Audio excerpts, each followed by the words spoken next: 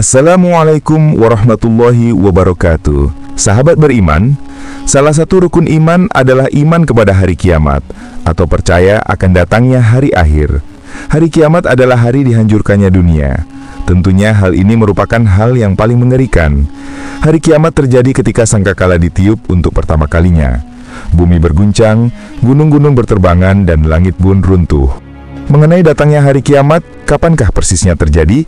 Itulah yang masih menjadi misteri sampai sekarang. Tak ada satupun makhluk yang tahu. Namun sebelum kiamat terjadi, pastinya ada tanda-tanda yang menyertainya. Makanya kali ini Islam Populer akan membahas tentang kapan datangnya hari kiamat. Inilah penjelasannya.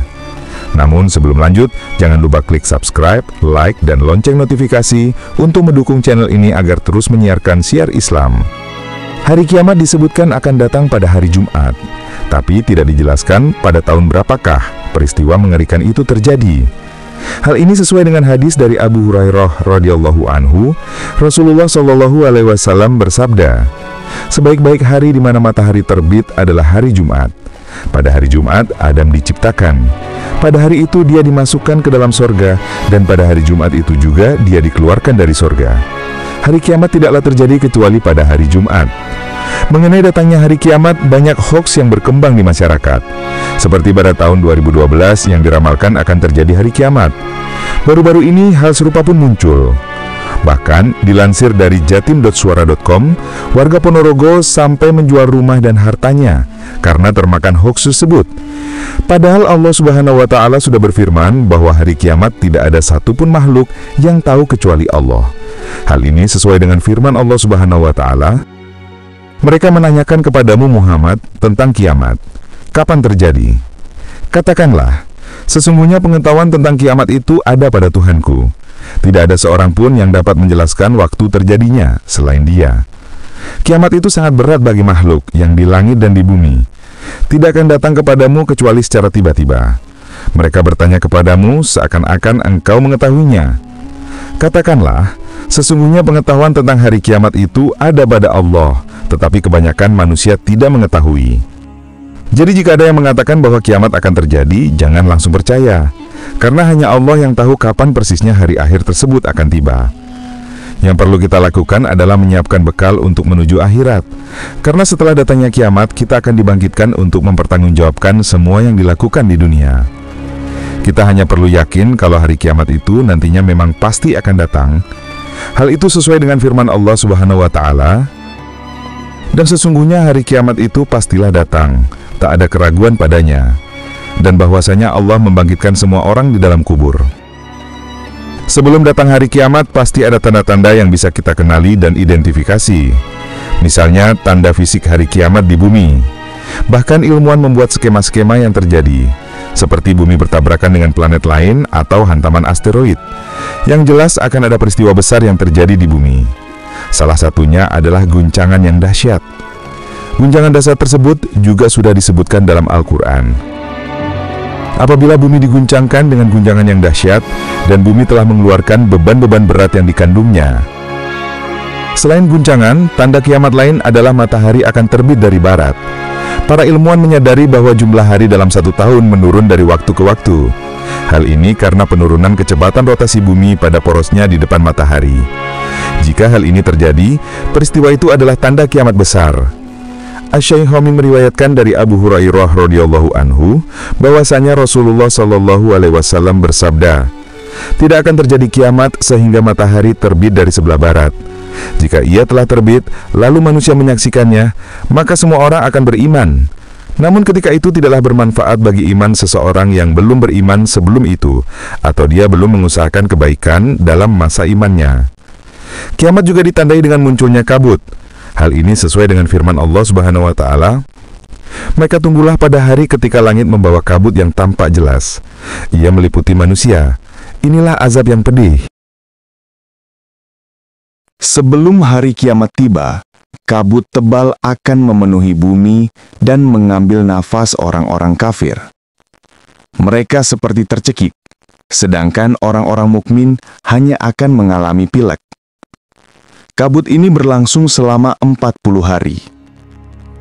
Ada juga dabah, binatang yang akan keluar pada hari kiamat dari dalam bumi dan dapat berbicara dengan manusia dengan bahasa yang fasih. Dabah menggambarkan bahwa orang-orang terdahulu tidak beriman kepada ayat-ayat Allah Subhanahu wa Ta'ala.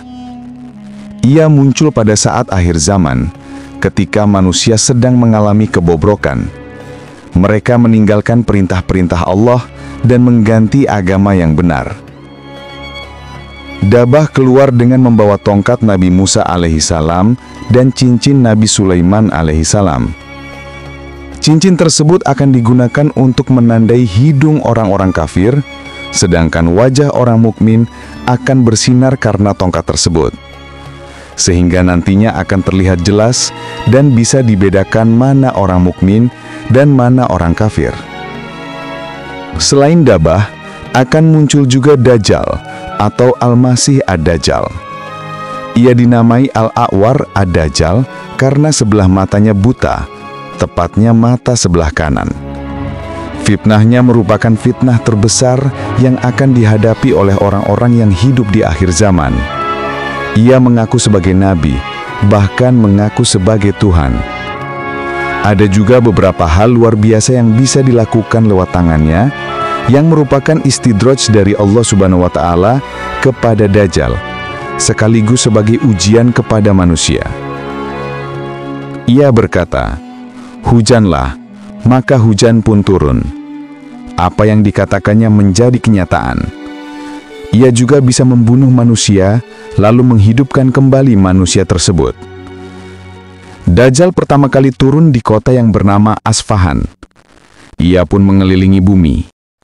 Ketika memasuki sebuah daerah, pasti ia menimbulkan kerusakan, kecuali di Mekah dan Madinah karena ada malaikat yang menjaganya. Ketika ingin memasukinya, ia pun gagal memasuki kedua tempat suci tersebut.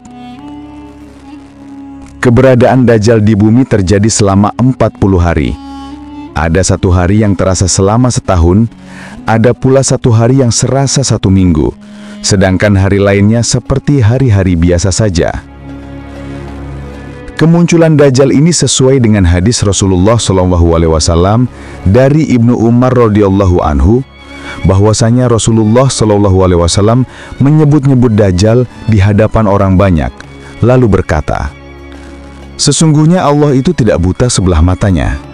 Ingatlah, sesungguhnya Al-Masih Ad-Dajjal itu buta sebelah matanya, yang sebelah kanan. Seolah-olah matanya itu adalah sebuah biji anggur yang menonjol." Muttafaq alaih. Masih banyak tanda-tanda kiamat yang akan datang, seperti turunnya Nabi Isa alaihissalam, keluarnya Ya'juj dan Ma'juj, 3 penenggelaman bumi, dan munculnya api yang mengumpulkan manusia. Dilansir dari bincangsyariat.com, selama memasuki bulan Ramadan pernah beredar di media sosial tentang hari kiamat yang akan terjadi pada hari Jumat di bulan Ramadan. Benarkah kiamat akan datang di bulan Ramadan? Setelah diselidiki, memang terdapat hadis yang menyebutkan hal tersebut. Sebuah hadis diriwayatkan dari sahabat Nabi Abdullah bin Mas'ud radhiyallahu anhu yang pernah mendengar Nabi SAW bersabda, "Bila terdengar suara dahsyat terjadi pada bulan Ramadan, maka akan terjadi suatu huru-hara pada bulan Syawal. Semua suku akan saling berselisih pada bulan Zulqa'dah. Pertumpahan darah terjadi pada bulan Zulhijjah dan Muharram. Dan apakah itu Muharram? Pada bulan itu banyak manusia yang terbunuh." Rasulullah mengulanginya sampai 3 kali. Para sahabat pun bertanya, "Suara dahsyat apa itu, wahai Rasulullah?" Rasul menjawab, "Suara keras yang terjadi pada pertengahan bulan Ramadan, tepatnya malam Jumat. Suara dahsyat itu akan mengagetkan orang-orang yang sedang tidur, membuat orang yang berdiri menjadi duduk, dan para wanita terhempas keluar dari kamarnya. Pada malam Jumat di tahun tersebut banyak terjadi gempa bumi. Jika kalian merasakan suara dahsyat itu, maka agungkanlah Allah dengan sujud dan berdoa. Subhanal Kudus, Subhanal Kudus, Rabbunal Kudus."